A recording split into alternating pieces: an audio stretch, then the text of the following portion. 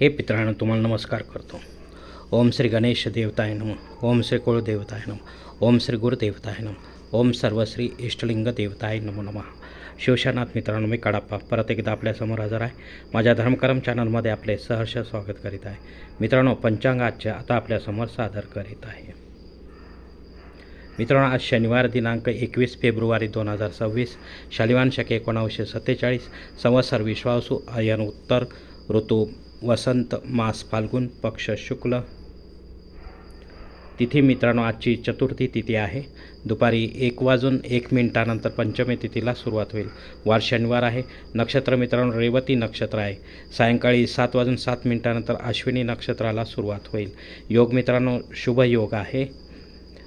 दुपारी 3:51 शुक्ल योगाला सुरुवात होईल. करण मित्रांनो विष्टीकरण आहे.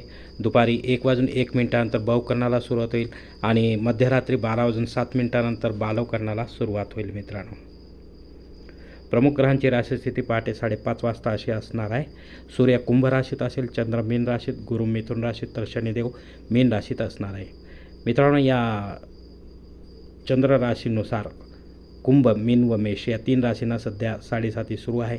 या राशींच्या जातकांना जर 7:30चा त्रास होत असेल तर त्यांनी कृपया आपल्या जवळच्या ज्योतिषाकडे जावे आणि आपल्या जन्मकुंडलीमधील शनिदेवतेची पोझिशन तपासून पाहावी. ती जर अशुभ असेल तर आपल्याला शनिदेवतेची धार्मिक सेवा करावी लागणार आहे. अन्यथा शुभ असता आपल्याला काही करण्याची गरज राहणार नाही. मित्रांनो, मुंबई भागातील सूर्योदयास्त याप्रमाणे: सूर्योदय सकाळी 7:05 असेल तर सूर्यास्त सायंकाळी 6:40 असणार आहे. मित्रांनो, गोचर ग्रहांची सद्यस्थितीसुद्धा जाणून घेऊया. असंगत ग्रहांमध्ये मंगळ ग्रह 10 नोव्हेंबर 2025 पासून, तर वक्री ग्रहमध्ये गुरु ग्रह हा 11 नोव्हेंबर 2025 पासून वक्री झालेला आहे. हे दोनही ग्रह आपल्याला आपल्या जन्मकुंडलीच्या अनुसार आपल्याला काय फळ देतील हे देखील ज्योतिषी आपल्याला समजावून सांगतील. मित्रांनो, या पंचांगाच्या आधारे आता आपण आजच्या पूजेसाठी लागणारा संकल्प सोडणार आहोत. तेव्हा आपण आपल्या उजव्या हाताच्या तळहातावर 1 पळी पाणी, थोडे अक्षत, 1 फूल व फुलाची पाकळी घ्या आणि हा छोटासा संकल्प म्हणायला सुरुवात करा. मित्रांनो, हर ओम शिव शिव शंभो राज्ञय प्रवर्तमान सद्य ब्रह्मणो द्वितीय परार्धे श्वेतवराह कल्पे वैवस्वत मन्वंतरे कलियुगे प्रथम पादे जम्बूद्वीपे भरतवर्ष भरतखंडे मेरो दक्षिण दिग्भागे महाराष्ट्र देशे व्यावहारिक चंद्रमान शालिवान शके 1947 प्रभावादी 6 संवत्सरांमध्ये विश्वावसु नाम संवत्सरी उत्तरायणे वसंत ऋतू फाल्गुन मासे शुक्ल पक्षे मंद वासरे रेवती नक्षत्रे शुभ योगे विष्टीकरणे चतुर्थी शुभतिथो वीर गोत्रात उत्पन्न मे कडाप्पा मो पात्र दुरितशयरा श्री पार्वतीपती परमेश्वर पित्यर्थ विधिवत नित्य देवपूजा एवं इष्टलिंग पूजा करिष्ये. मित्रांनो, याच ठिकाणी हा संकल्प संपलेला आहे. तेव्हा आपण आपल्या उजव्या हाताच्या तळहातील संकल्पाचे पाणी समोरच्या निर्माल्याच्या थाळीत सोडून द्या. मित्रांनो, या संकल्पाची वेळ मर्यादा दुपारी 1:01 आहे.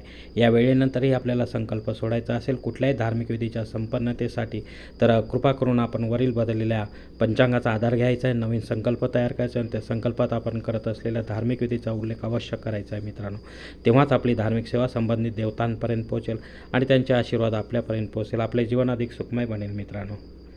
मित्रांनो, आता मुहूर्त विभागामध्ये पाहूया. यात धार्मिक विधी आणि त्यांचे मुहूर्तकाळ याप्रमाणे दिलेले आहेत. सर्वात प्रथम साखरपुडा, यासाठी मुहूर्त दिले दिनांक 21, 22, 25 मार्च, दिनांक 5, 7, 8, 14 आणि 15.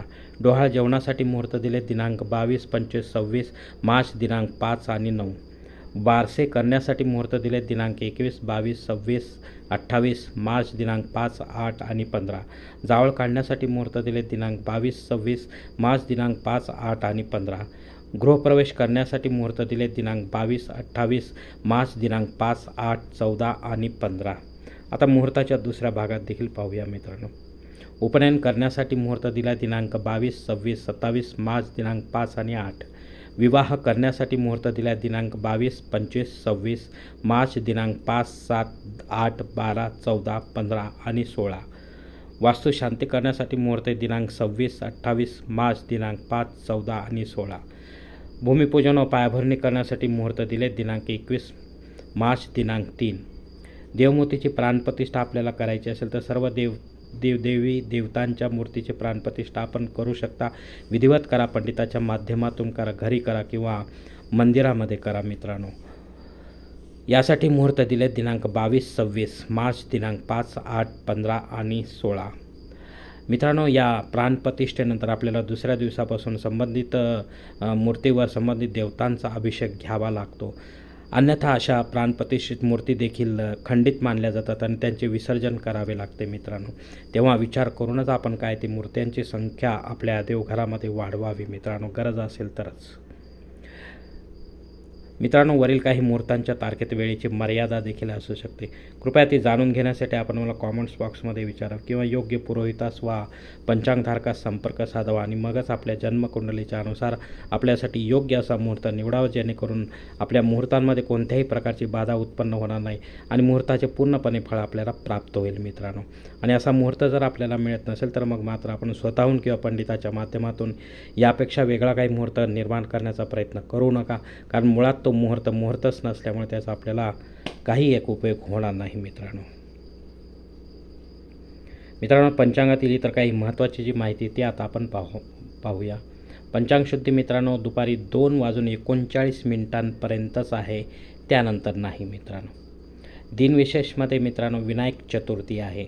जे भक्तगण, गणेश भक्तगण या विनायक चतुर्थीच्या व्रताचे पालन करत असतील त्यांनी नियमात राहून आपले हे व्रत आपल्या गणपती बाप्पाच्या चरणी अर्पण करावे मित्रांनो.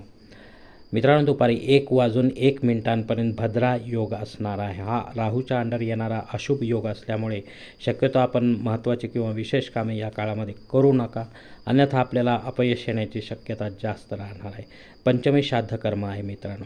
या तिथीवर जर आपल्याला सोडून आपले संबंधित किंवा अवलंबित नात्यामध्ये कोणी सोडून गेले असतील परलोकामध्ये, तर त्यांच्या नावाने आपल्याला पिंडदानयुक्त श्राद्धकर्म करणं गरजेचे आहे किंवा पिंडदान रहित श्राद्धकर्म करा, पण विधिवत करा, पंडिताच्या माध्यमातून करा आणि अपराह्न काळातच करा. तेव्हाच आपली पितरसेवा आपल्या पितरांपर्यंत पोहोचेल आणि त्यांचे आशीर्वाद आपल्यापर्यंत पोहोचेल. आपले जीवन अधिक सुखमय बनेल मित्रांनो. अग्नी पृथ्वीवर मित्रांनो दुपारी 1:01 हजर आहे. जर आपल्याला नव्याने काही होम यज्ञ या कर्मकांड सुरू करायचे असतील, छोटे असो किंवा मोठे, तर या वेळेपर्यंत आपण सुरू करू शकता, पण पुढे जाऊन ते बंद पडतील तर मग मात्र आपल्याला दोष देखील लागू शकतो. राहुकाळ सकाळी 9 ते 10:30 वाजेपर्यंत आहे. या 1.5 तासाच्या काळामध्ये आपण केवळ रेग्युलर जी कामे आहेत तीच करावी मित्रांनो. विशेष किंवा महत्त्वाची कामे करू नका, अन्यथा आपल्याला अपयश येण्याची शक्यता राहणार आहे जास्त. धन्यवाद मित्रांनो. आजचा हा पंचांगासंबंधीचा व्हिडिओ मी याच ठिकाणी संपत आहे. आपण जर माझ्या मताशी सहमत असाल तर कृपया माझे धर्मकर्म चॅनल सबस्क्राईब करा, लाईक करा, आपले कुटुंब मित्रपरिवार असं शेअर करा. तसेच कॉमेंट्स बॉक्समध्ये आपले मत अवश्य नोंदवा आणि माझा पुढील व्हिडिओ आपल्यापर्यंत पोहोचण्यासाठी बेल बटन अवश्य दाबा. धन्यवाद मित्रांनो. पुढील भेटीपर्यंत आपण खुश राहा, आनंदी राहा, प्रसन्न राहा. हरिओम. शिवशंभू महादेव.